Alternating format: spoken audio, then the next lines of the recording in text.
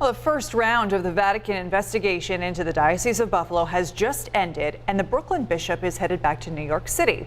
But as I-Team Chief Investigator Charlie Speck tells us, some believe he still has unfinished business when he comes back to Buffalo.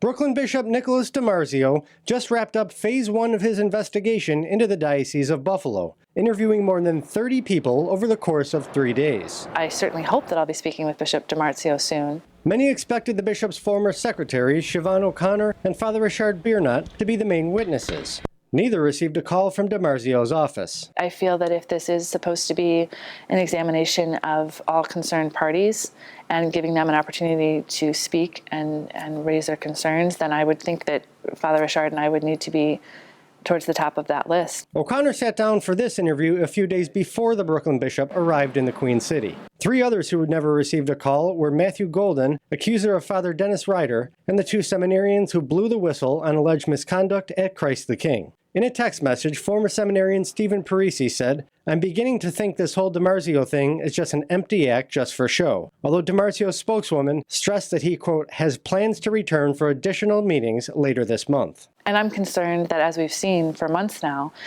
Bishop Malone and his crew can twist and turn everything, and they've convinced some people in the diocese, which is difficult. But I certainly don't want that to be happening now during this visitation. DiMarzio has interviewed members of the bishop's Presbyteral Council, a group of priests that includes some supporters of Malone. O'Connor is staying optimistic, but hopes DiMarzio also meets with abuse survivors and critics of the bishop. Because otherwise, Bishop DiMarzio is not going to receive an objective and complete picture. Last year, Pope Francis okayed a similar apostolic visitation, and the Bishop of Memphis, Tennessee was removed after he refused to resign. The situation in Memphis is certainly an indication that when they want to move quickly, they can.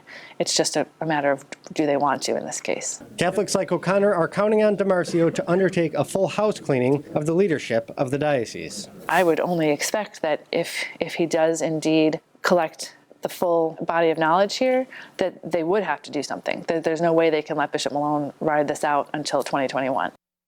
Now, Bishop DiMarzio's spokeswoman again reiterates that he will be back later this month for more interviews, and Vatican watchers tell us not to read too much into who made the cut or didn't make the cut for the first round of interviews. As for when the timeline, when this might all be wrapped up by the Vatican, we're told the Vatican wants to report sometime in the next month.